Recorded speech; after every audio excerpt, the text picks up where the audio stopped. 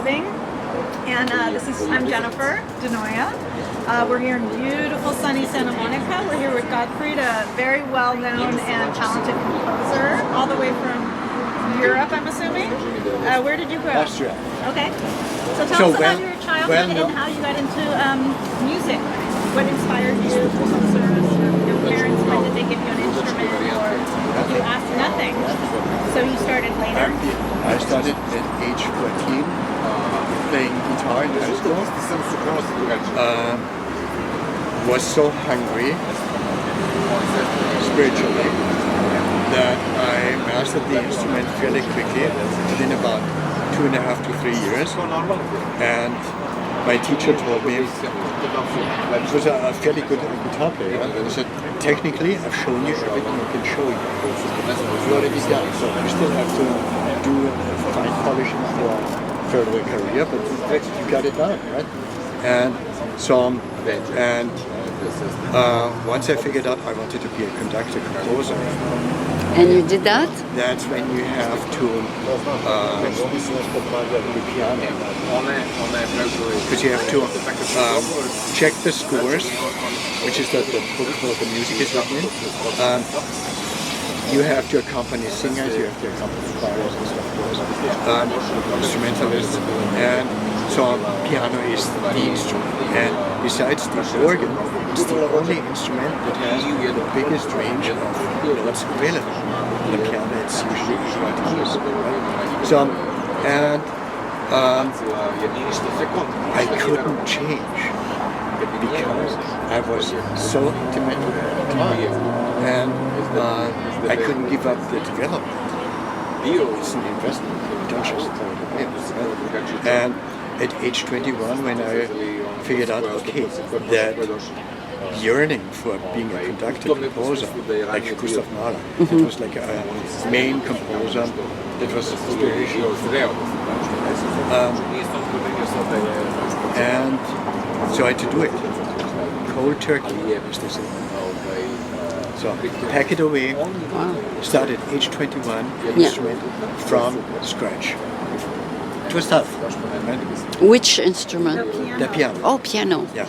And so there were days when I sometimes asked myself, what are you doing in front of this big black box? Having to make your fingers do this, do that, when the guitar is already big. So, and I did. And so within, can I brag a little bit? Well, let me ask you, because you should brag. So then, I mean, you're obviously very talented to be a self-taught pianist at a later age in life. And then from Austria, did you travel a lot, or were you? I mean, tell me a little bit. What's the next chapter? Once you do the classical thing, so usually the way is to a conservatory or a university, and so that's basically when you're stationary, right? If I had pursued the guitar, then I would have traveled around and play here, play there, make some money, and all that. Right? So up until about 28 years of age, I made my degree in conducting, did some postgraduate studies in Vienna, and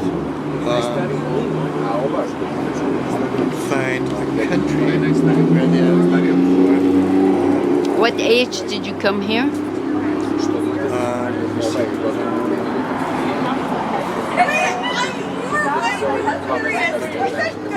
37 years. Oh, you had already a career. Yeah. And wait, so you built a career in Europe? Where?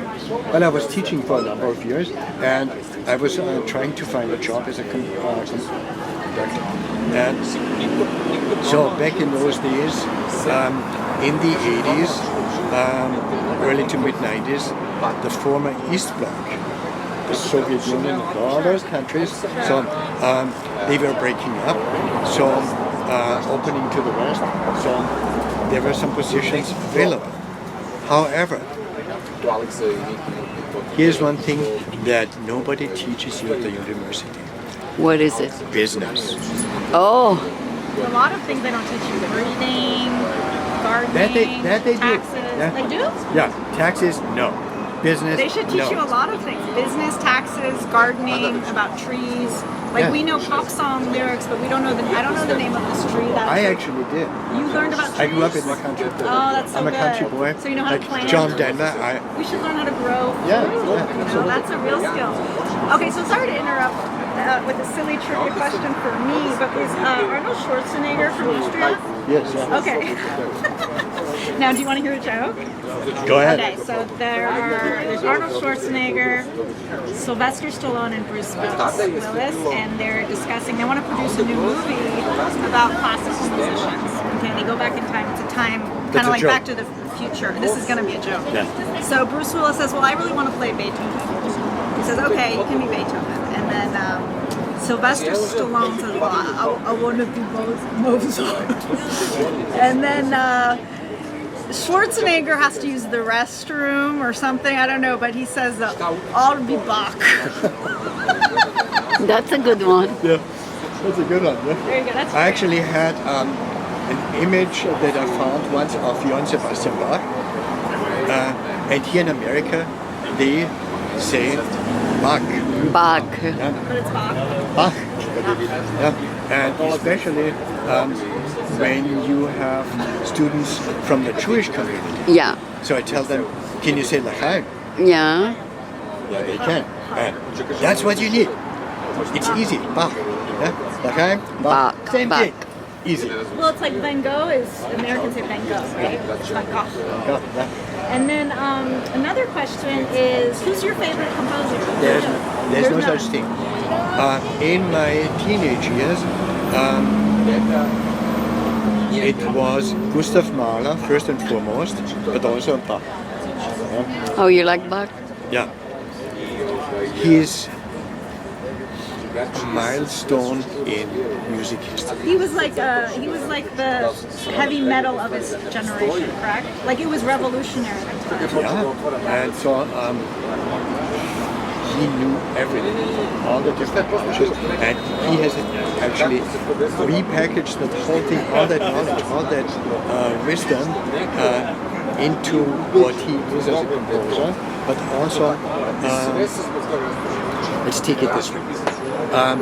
My composition teacher in Austria, so he taught us, try to play compose a piece in the style of Mozart, and so on. And so he said, it's not that you want to be a number two in that style.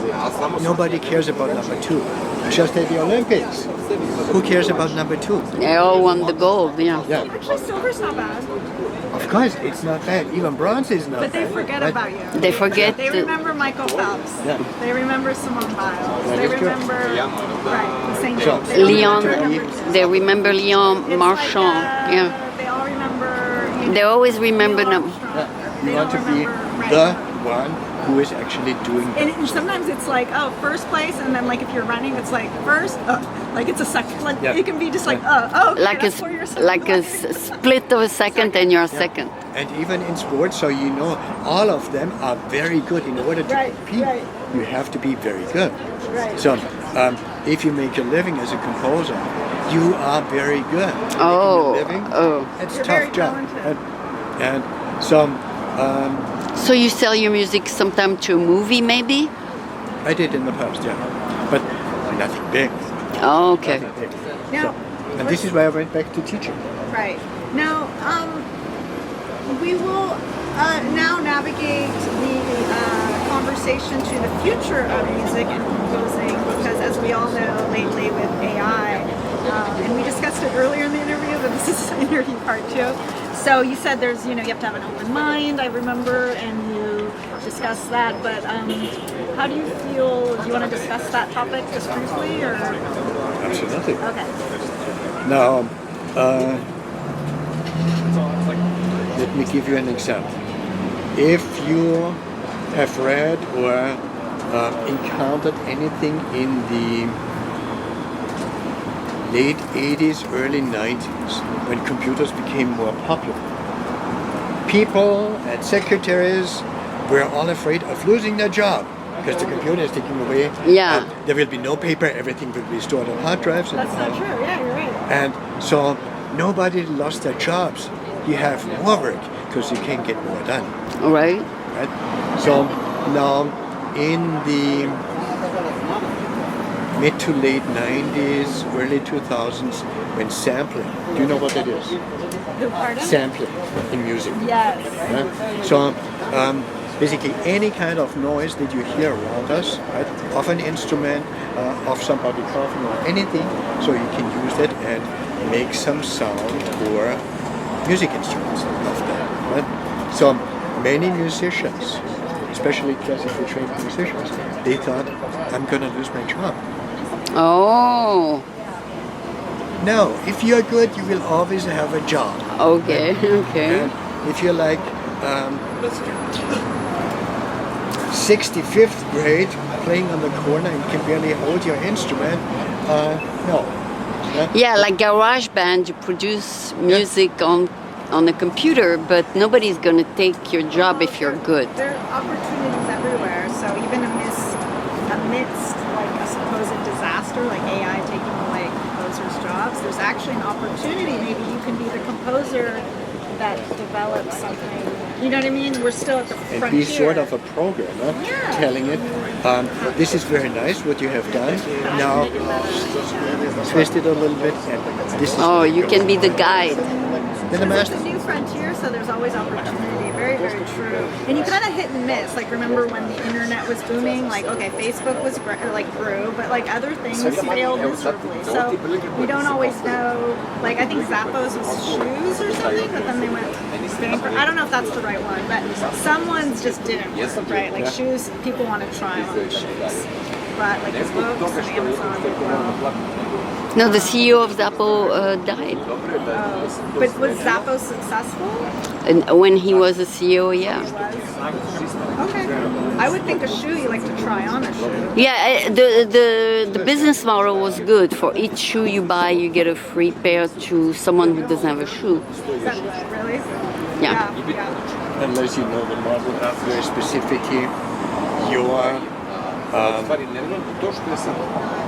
arch height and the size and all that. So What if we did like an AI program where for everything you do, you donate an instrument to a country, like a third world country? That's a great Donate idea. a little banjo, like because people that are affluent in America, they love that. They love. They feeling want a to little give. better because we do have like this guild, right? We Yeah, get do that, lattes. Geoffrey. Yeah, right. You get a latte for $5. We get our blowouts. You know, we live this very. We get rewards.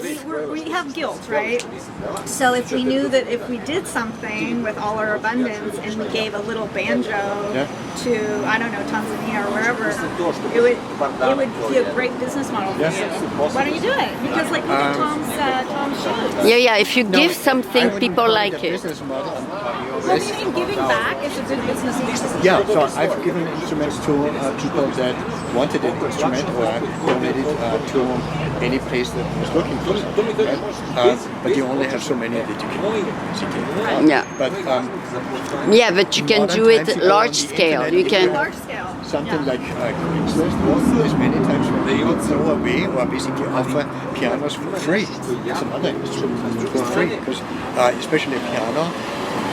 They inherit it or they buy a house and it's a nice piece of furniture and then they don't want it anymore. Oh, okay. Or you can give 9 lessons and the 10th lesson is free. I do something like this. Everyone loves that. Only for A rewards beginners, program. newcomers. You gotta have a marketing you pay 4 model. lessons, I'll give you the 5th one for free. Oh, But that's a only good- if you're new. Oh yeah, you gotta have. Yeah, yeah, you gotta have a marketing idea. Yeah. And So I want to say thank you so much. Do you have a website? Yeah, I'll be there. I don't. I used to have one. Okay, so how do people here contact you? Do you want to share your phone number or email? Or what's your name? Godfrey what? Godfrey. Yeah, are you on LinkedIn? I used to be. I don't pursue that because it wasn't doing anything. Okay, what's your last name then? Santa Monica or I'm in LA? Santa Monica. Okay, so for those who want a piano lesson, why don't What's your we, last name? share your phone number? Can I show you my flyer? Oh, you have a flyer. So I get up this. Oh, no, but how do people reach you for business? Do you want a new client or your book? He has email probably.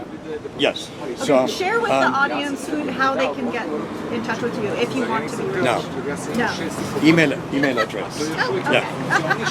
Love to Love. score Love2. @gmail.com. I spell it. So LOVETOSCORE. No.